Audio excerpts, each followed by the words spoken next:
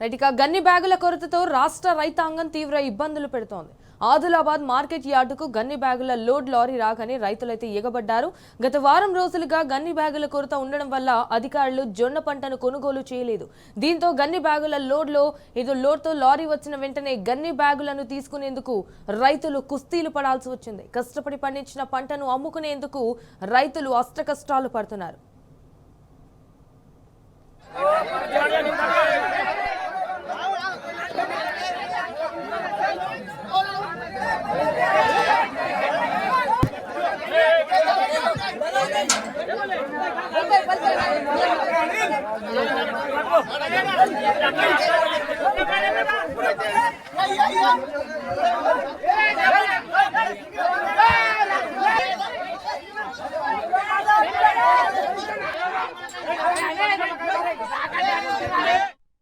So right, ఇక ఇది విషయానికి సంబంధించి మరిన్ని డీటెయిల్స్ మా ప్రతినిధి రాజీవ్ ఫోన్ ఇన్ ద్వారా అందిస్తారు.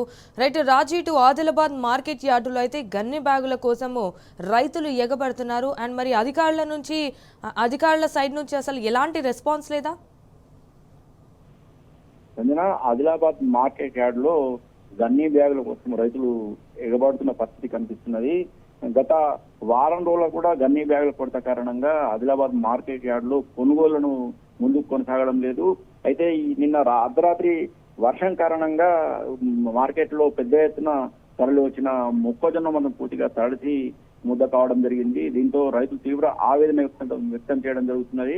నిన్న రాత్రి కురిసిన వర్షానికి ఈ గన్ని బ్యాగుల కొరత కారణంగానే తమ ధాన్యం పూర్తిగా తడిచిపోయిందని చెప్పేసి రైతులు ఆవేదన వ్యక్తం చేసింది. అయితే ఈ రోజు గన్ని బ్యాగులను అధికారులు ఒక లారీ లోడ్ ను అదిలా మార్కెట్ యార్డ్ తరలించడం జరిగింది. ఒక్కసారిగా ఈ లారీని చూసిన రైతులు ఒకసారిగా గన్ని బ్యాగుల కోసం ఎగవడం జరిగింది. ఏకంగా లారీ పైకి ఎక్కి గన్ని బ్యాగులను తీసుకునేందుకు ఆతృత రైతుల్లో కనిపించింది. ఒక విధంగా రైతుల మధ్య తోపులాట కూడా కనిపించింది. తీవ్ర ఆవేదన వ్యక్తం చేయడం జరుగుతుంది. ముఖ్యంగా రైతులు గత వారం రోజులుగా కూడా తాము కొనుగోలు పూర్తిగా నిలిచిపోవడంతో మార్కెట్ యార్డ్లోనే రాత్రనగా పగలనక తాము ఇక్కడే నిద్రిస్తున్నామని అయినప్పుడు అధికారులు మాకు నిరంతరం స్పందించడం లేని చెప్పి రైతులు ఆవేదన వ్యక్తం చేయడం జరిగింది.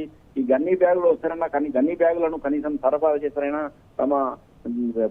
తాము మార్కెట్ తరలించిన ఈ జొన్న పంటను కాపాడుకునే వాళ్ళమని, ఇప్పుడు గన్ని బ్యాగులు లేని కారణంగానే తమ ధాన్యం పూర్తిగా తడిచిపోయిందని రైతులు ఆవేదన చేసేదేమీ లేక కనీసం ఈ గన్ని బ్యాగులో దొరికితేనన్నా జొన్న పంటను గన్ని బ్యాగులో పెట్టి కాపాడుకునే పరిస్థితి ఉందని అందుకోసమే తమ గన్ని బ్యాగుల కోసం ఎగబడాల్సిన పరిస్థితి ఏర్పడింది. ఒక విధంగా రైతులమే ఒకరినొకరు కొట్లాడే దుస్థితి ఏర్పడింది. రైతులు ఆవేదన వ్యక్తం జరిగింది.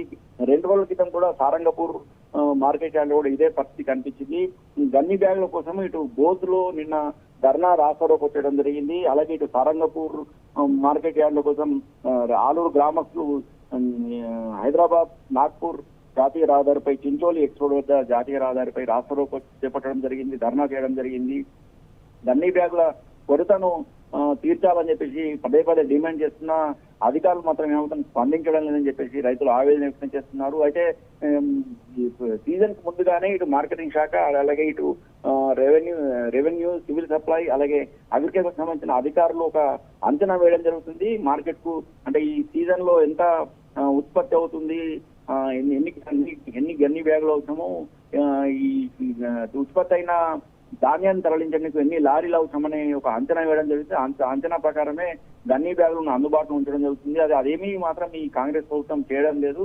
గతంలో బీఆర్ఎస్ ప్రభుత్వ హయాంలో తమ గ్రామంలోనే గన్ని బ్యాగులను లారీలను తీసుకొచ్చేసి అధికారులు ప్రభుత్వము ఈ తాము పండించిన ధాన్యాన్ని కొనుగోలు చేసిందని కేవలం ఒక ఫోన్ చేయడం ద్వారానే తమ గ్రామంలోకి అధికారులు వచ్చి లారీలలో తమ ధాన్యాన్ని తీసుకుపోయేవారని ఇప్పుడు ఆ పరిస్థితి ఏమాత్రం లేని తాము గత ఆదిలాబాద్ మార్కెట్ చూసుకుంటే గత 15 రోజుల్లో కూడా ఈ మొక్కజొన్న ఈ జొన్నకు సంబంధించిన పంటను అమ్ముకునేందుకు తాము ఇక్కడే నిర్మిస్తున్నామని పొలం సైతం వదిలేశామని ఇంకో వారం 10 రోజులు అయితే వర్షాలు పడే అవకాశం ఉందని, వర్షాలు పడే సమయంలో తమకు ఎన్నో వ్యవసాయ పనులు ఉంటాయని తమ కుటుంబం మొత్తం ఒక విధంగా ఇక్కడికి రావాలి వచ్చి ఇక్కడనే ఆదిలాబాద్ మార్కెట్ యార్డ్ లోనే పస్తులు ఉండాల్సిన పరిస్థితి ఏర్పడిందని, మహిళలు సైతం ఇక్కడ వస్తున్న పరిస్థితి కనిపించిందని ఇప్పటికైనా అధికారులు వెంటనే స్పందించి గన్ని బ్యాగుల కొరతను తీర్చాలని, అలాగే మార్కెట్ కు భారీ మొత్తం తరలి వచ్చిన జొన్న పంటను వెంటనే కొనుగోలు చేయాలని ప్రధానంగా